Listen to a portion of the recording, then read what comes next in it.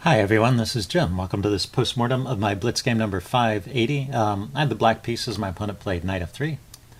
I went knight f6, and of course white's got a very flexible setup with that starting move of knight f3. He can go into queen's pawn territory, he can go into English territory, he can play a Reti system with g3, but he plays a very rare move, knight c3. And now the opening software that I have classified this as Reti, but I think that's just for lack of a better name. I probably just call this an irregular opening. Certainly not a traditional Reti opening. Anyway, I can play d5 here, and I do. You know, if you're confronted with an unusual opening, putting a pawn in the center, if you can do it safely, is often the right way to respond. And I referred to the two knights tango. If you imagine this situation with the colors reversed, and so that white had the pawn on d4, I guess, and black had put the two knights out, that would be the two knights tango, because this pawn could push forward here and harass the knights, and they kind of hop around the board. Sort of an interesting way to play. But it's with the colors reversed, it's white's turn to move here, and white can stop that plan of pushing the d pawn forward by playing d4. And we get a position here that's about equal. Basically, white has given up the opening advantage, but he's gotten a position which is completely out of the opening books after only 3 moves. So we're both on our own here. He's not facing any opening lore here that he has to deal with. I immediately strike with c5. The engine approves of that. The idea is that this pawn is not yet defended here by another pawn, and if I can take it off and bring a piece forward, that piece is subject to harassment, and I have better center control. And that's what happens in the game. He goes bishop g5, so I go ahead and take. And if he were to take with the knight, I would always have this e5 push to kick the knight. Or if he takes with the queen, then I have the move knight c6 to kick the queen. So I'm always going to get some tempo here and maybe some slight edge out of this opening as a result. Anyway, I went bishop e7 first, and he went h3. And with h3, I think this is kind of asking for trouble. It's just being a little too quiet here. He has opportunities to break with e4, a much more active way to play. Or he could just castle queenside immediately here. That would be a little better for white than what he played. h3 gives some kind of advantage to black. Let's see, I go knight c6, kicking the queen.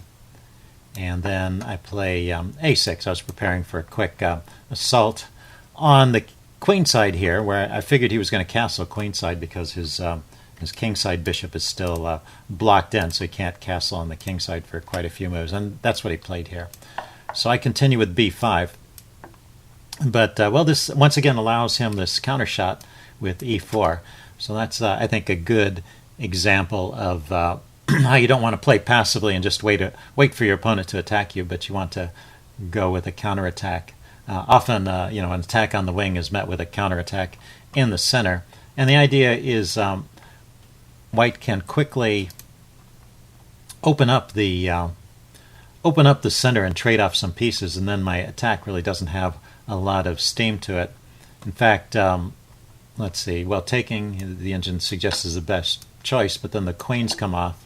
So I take with the knight, and then he can trade here. And what's interesting about this is if I take back with the bishop trying to preserve my pawn structure, he gets his knight to a good post, hitting my bishop, and gaining some tempo. And actually, white's doing fine.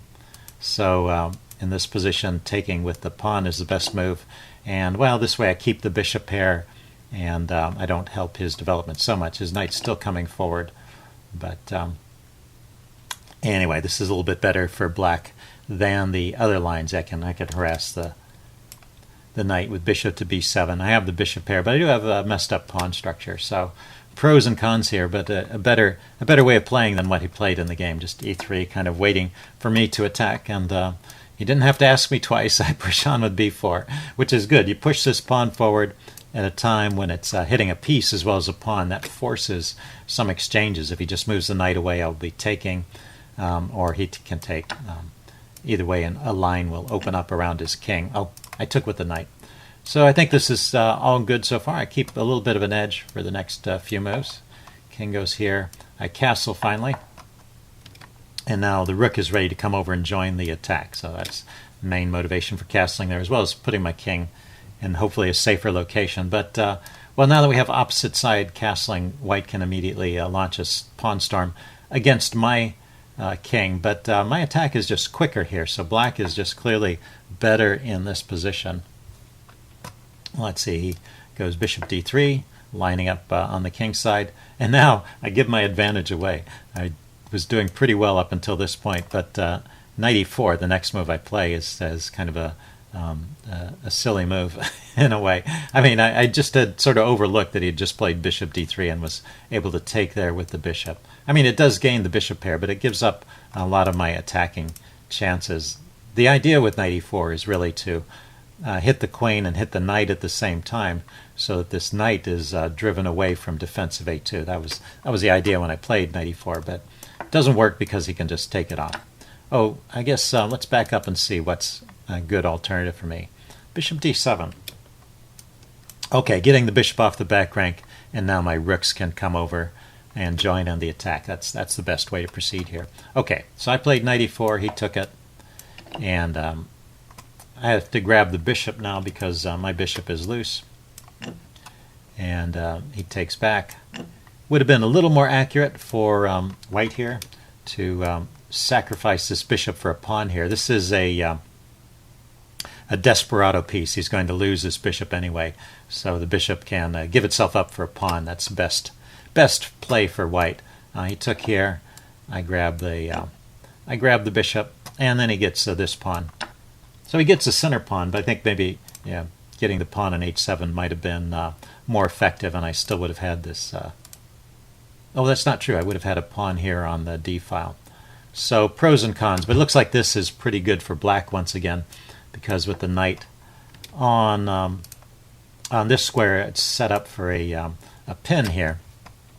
It blocks the pin with f3, and now I play rook a c8 with the idea of taking it off this knight, and he'll have to take back with a pawn. That's one point, and then sacrificing the exchange here so I can break through against his king. And I go ahead with this plan. Let's see, he played rook he1, but it's not quite correct here. Although the first move isn't too bad. The engine prefers bishop d5 a lot rather than giving up this piece, going here. But let's look at this position after I give up the or trade off the bishop and force him to double his pawns here. At this point, I played rook takes c3, and it just doesn't work. And the problem is, I have two weaknesses in my position. One is that, well, I have one weakness in my position, which is I have a back rank problem. So playing h6 to cure the back rank problem is a good way to prepare for the attack. And the second problem I have is that after I take the knight here, he can take back with the queen, which both keeps his pawn structure together around his king, and it also provides an escape route for his king. When the queen takes on c3, now the king can escape through d2 from my checks over here on the a file. So so he has a perfectly good defense at this moment to rook takes c3. So a better way to play this would be to play h6 here. And then let's say he goes rook back to h1. That doesn't make sense. Are there other ideas? Maybe g5, trying to open things up. And then if I go straight for the attack with rook c7, g6, queen d6, and then rook to c8. I was thinking something like this. Yeah, he can start getting some checks in here. You have to be careful about your opponent's counterplay. So that wasn't the best. Let's see what the best play is here. So after that, just taking h4. I want at some point to just ignore this. g4, h5, rook c7. Yeah, okay, we're finally getting to this idea. I mean, kind of the long-term plan is to double on the c file. Then I can sack the exchange at a time when he can't take back with the queen, and also there's no mate threats on the back rank, and then I'll be able to break through. So that's the way to play this, and black should go on to win the game here. But instead I played, after I took, and he took back with the pawn, which is all what I was expecting. I give up the exchange here, and he takes back with the queen, of course. If he took back with the pawn, then my attack would crash through. In fact, there's a mate in 6 there, on any other move besides queen takes c3. But it didn't take too much calculation to figure that one out. So if I was gambling that he didn't see that move, that was a bad bet. Anyway, I went in with the check, queen a2 check. King went to c1. And now I realize that this isn't helping. I can drive his king all the way to here, and I can give it a check, but I still have back rank problems. I still haven't played h6 here, so my king is potentially getting mated here. I played the move rook b8, which was actually a real blunder. Here, let's erase that one. So first little tactical quiz for you. What would you do as white after black plays the move rook b8? Okay, I'm going to give the answer away now. I did play rook b8. And now white has this really good move, queen to c7, penetrating to the 7th rank here, hitting my rook, which is loose. And knight d3 check is a suggested move here. Kind of a funny way to defend. Let's look at rook e8. That's a more normal looking defense. And then he can bring this rook down to d8, and he can trade off things and take advantage of my weak back rank. And so white's just winning in this situation. So queen c7 was really a killer move here. He played h6 here. I thought he played b3. Yeah, he played b3 here. I played h6. b3 is not a bad move either. I mean, it defends against me coming to the 8th rank, and just keeps everything together. So he's keeping the advantage here. I go a6 to eliminate these back rank threats, and drops his queen back to b2. Cancel that. Here, trying to trade off, and I drop my queen back. And now he plays rook d2, which is actually a little bit of a mistake. So the only move here actually is king b1 to keep the advantage. Kind of funny. But the best I can hope for is a draw after rook d2. And the drawing idea is just to use the knight to come in here to check, and then back here to check. It's defended by the queen on the c3 square, and the king can't escape the check. So I can go for a draw there. Anyway, I went with rook c8. He went rook e to d1, doubling up here. And now this is kind of interesting. I can use the same idea with the knight. I can check and then check again and pick up the exchange and play on that way on basically an even ground. That's not a pure draw. It's just an even position after that. So that would be an interesting way to play too. Anyway, I retreated my knight here, not going for those drawing ideas, not trying to get the material back, but just trying to play on down the exchange. But it's not a good choice here. Basically, white is better and should win this game with good play. He penetrates to the 7th rank. Let's see, I bring my queen to b5, just trying to maneuver around and find things. He goes e5. Yeah, that's a mistake. He gives up the e pawn for no particular reason, although it was a mistake for me to take it according to the engine. It seemed like I should grab that pawn. He goes with rook d8 check, trading off one pair of rooks. I didn't see any particular way to avoid that. Tries my king here, and then he plays king b1. So what's the best follow-up here? Queen d4 or queen c3?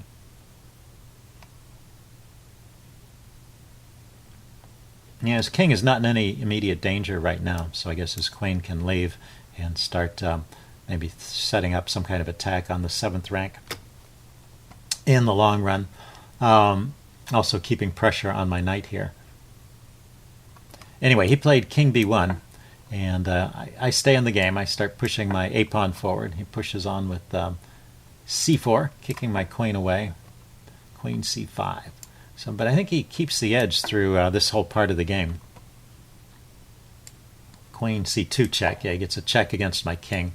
I block, and then rook to d4. Knight to f3. So just trying different things to activate my pieces, keep him a little bit off balance. Basically, I'm trying to avoid losing at this point. The tide is completely turned, and white is better, and my attack has been driven off. Okay, he goes rook back to d7, hitting this weak pawn here. Now knight to e5. Looks like an interesting defense here and holds on to things best. I played king g7, and now queen c3 check would drive my king back again. I could play e5 though. I thought this would still be okay. He didn't play this. e5, defended by the knight and the queen. Oh, he's got rook d5. Yeah, this gets pretty tricky. He starts chasing my queen around. Queen back to c8. and e4 hitting the knight. Yeah, so there's definitely a good attack here for white. He played e4 here, and I went with e5 to blockade that pawn. He goes rook d5 now, and I drop my queen back to e7, still trying to hold on to things. This knight's a bit loose here. Queen to f2, picking on my knight. The knight went to d4, though. I've got a square for the knight now. And king to b2. So let's assess things here. I'm still down the exchange, but I have managed to beat back, or he didn't prosecute the attack in the best way is probably a better way to phrase it. And so we're at a bit of a stalemate here. It's a little bit hard for either side to make much progress. Let's see. I push on with a4, trying to break things up and open lines towards his king. And his next move, b4, is just a huge blunder. And so this game, I don't know if you tried counting the blunders in this game, but this is definitely one of them. So if you want a little quiz, what's wrong with the move b4? Okay, I'm giving the answer away. After b4, I can just take this. And it's not just a pawn. It's I'm actually breaking through with a mating attack. Typical continuation might be, well, say if the king went to a2, for example. This is just I want to give the mating idea here. The knight comes into c2, and he has to give up the queen here. So that's because of the mate threat. And so where's his best try? His best try is king a1, and then queen a3 check, king b1. Yeah, you can see this is just horrible. Queen d3 check, king to b2, queen b3 check. Yeah, eventually I'm going to gobble up these pawns is what's happening here. There's a little bit of maneuvering. King a1 meets knight c2 again, so the king comes here, and then I can start taking these pawns with check. And so between the knight and the queen, there's a series of maneuvers where I can pick off both of these pawns and threaten his rook. And this is all just winning for black. Just one little mistake like b4, and I have this breakthrough. But I didn't play that. I played queen c7, attacking his c pawn, and he just pushes it forward. So totally missed my chance there. Let's see. He goes queen b7. Oh no, he played c5. I go queen b7. Now I'm looking at the b pawn, but he goes king a3, holding on to it. And now there are some tricks here. There's some nice ideas with knight b5 check. I thought this would be kind of weird, giving up the pawn, but he gets in big trouble if he takes that pawn. Well, for one thing, if he takes, then I have king here check, picking up the rook if I haven't got anything better. Knight there check, picking up the rook. Well, yeah, let's take a look at this here. Knight c3 check. Where's the king go? King goes to b3 or a3. That kind of forces me to take the rook.